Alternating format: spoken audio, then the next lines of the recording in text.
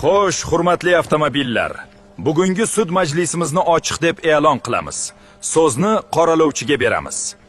Hurmatli avtomobillar va sud hay'ati a'zolari, bugungi sud majlisimizda Cobalt avtomashinasining ustidan shikoyat tushgan. Men bozori o'lgan mashinalar nomidan Cobaltga chora ko'rishingizni so'rayman. Uni ham ishlab chiqarishni to'xtatishsin. Busi sabab bo'la olmaydi.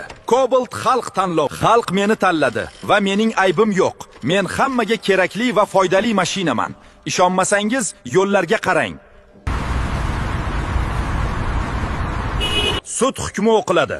Cobalt avtomashinasi aybsiz deb topilsin va xalq mashinasi deb topilsin. Men xalq tanlovman. Agar gaplarim to'g'ri bo'lsa, Cobaltchi o'zga obuna bo'lib, like bosishni unutmang.